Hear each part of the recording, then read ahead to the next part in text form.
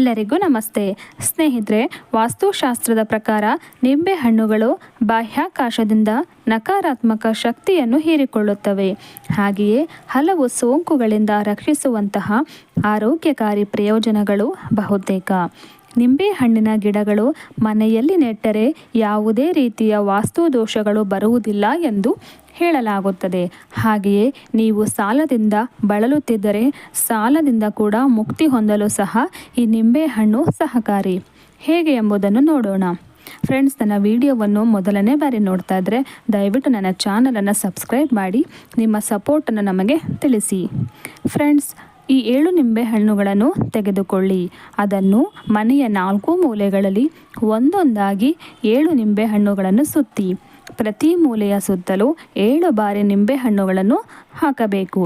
ನಂತರ ಈ ಎಲ್ಲ ನಿಂಬೆಹಣ್ಣುಗಳನ್ನು ಮನೆಯ ಹೊರಗೆ ತಂದು 2 ಭಾಗಗಳಾಗಿ ಕತ್ತರಿಸಿ. ಮನೆಯ ಹೊರಗೆ ಈ ನಿಂಬೆಹಣ್ಣುಗಳನ್ನು ಹೋಳುಗಳಾಗಿ ಸಮವಾಗಿ ವಿಂಗಡಿಸಿ ಅವುಗಳನ್ನು ಎಲ್ಲ 4 ಮೂಲೆಗಳಲ್ಲಿ ಎಸೆಯಿರಿ. ಆ ಬಳಿಕ ಕೈ ಕಾಲು ಸ್ವಚ್ಛಗೊಳಿಸಿಕೊಳ್ಳಬೇಕು. ನಂತರ ಮನೆಯೊಳಗೆ ಬರಬೇಕು. ಈ ಪರಿಹಾರವನ್ನು ಒಮ್ಮೆ ಮಾಡಿದರೆ ಸಾಕು, ನೀವು ಸಾಲದಿಂದ ಮುಕ್ತಿ ಹೊಂದಲು ಸಹಾಯವಾಗುತ್ತದೆ. ಅಷ್ಟೇ ಅಲ್ಲದೆ ಪ್ರತಿ ಶನಿವಾರ 1 ನಿಂಬೆಹಣ್ಣನ್ನು ತೆಗೆದುಕೊಂಡು ಅದನ್ನು ಅರ್ಧದಷ್ಟು ಕತ್ತರಿಸಿ 4 ಮೂಲೆಗಳಲ್ಲಿ ರಸವನ್ನು ಹಿಂಡಿ ಮತ್ತು ನಿಂಬೆಯನ್ನು ಹೊರಗೆ ಎಸೆಯಿರಿ. ಇದನ್ನು ವಾರಕ್ಕೆ ಒಮ್ಮೆ ಶನಿವಾರದಂದು ಮಾಡಬಹುದು. ಹೀಗೆ ಮಾಡುವುದರಿಂದ ಮನೆಯಲ್ಲಿ ವಾಸ್ತು ದೋಷಗಳು ಇರುವುದಿಲ್ಲ. ಅಷ್ಟೇ ಅಲ್ಲದೆ ಹೀಗೆ ಮಾಡುವುದರಿಂದ ಮನೆಯಲ್ಲಿ ನೆಗೆಟಿವ್ ಎನರ್ಜಿ ನಿವಾರಣೆಯಾಗುತ್ತದೆ. ನಿಂಬೆಹಣ್ಣಿಗೆ ಕೆಟ್ಟದ್ದನ್ನು ಹೋಗಲಾಡಿಸುವ ಮತ್ತು ಒಳ್ಳೆಯದನ್ನು ನೀಡುವ ಶಕ್ತಿ ಇದೆ.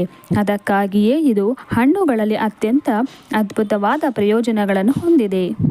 ಹಿಂದೆ ಹೆಚ್ಚಿನವರು ಈ ನಿಂಬೆ ಗಿಡವನ್ನು ತಮ್ಮ ಮನೆಗಳಲ್ಲಿ ನೆಡುತ್ತಿದ್ದರು. ವಾಸ್ತು ಅಥವಾ ಸಾಲದ ಬಗ್ಗೆ ಅವರಿಗೆ ಅರಿವಿದೆಯೋ ಇಲ್ಲೋ ಗೊತ್ತಿಲ್ಲ. ಆದರೆ ಸಮಸ್ಯೆಗಳಿಂದ ದೂರವಿರಲು ಇದು ಒಂದು ಕಾರಣವಾಗಿತ್ತು. ಮನೆಯಲ್ಲಿ ಜಾಗವಿದ್ದರೆ ನಿಂಬೆಹಣ್ಣಿನ ಗಿಡವನ್ನು ನೆಡಿ. ಸಾಧ್ಯವಾಗದಿದ್ದರೆ ಈ ಸರಳ ಪರಿಹಾರಗಳನ್ನು ಮಾಡಿಕೊಳ್ಳಿ.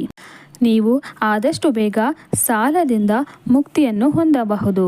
ಫ್ರೆಂಡ್ಸ್, ಈ ನನ್ನ ಮಾಹಿತಿ ನಿಮಗೆ ಇಷ್ಟ ಆಗಿದ್ದರೆ ದಯವಿಟ್ಟು ನನ್ನ ವಿಡಿಯೋಗೆ ಒಂದು ಲೈಕನ್ನು ಕೊಡಿ.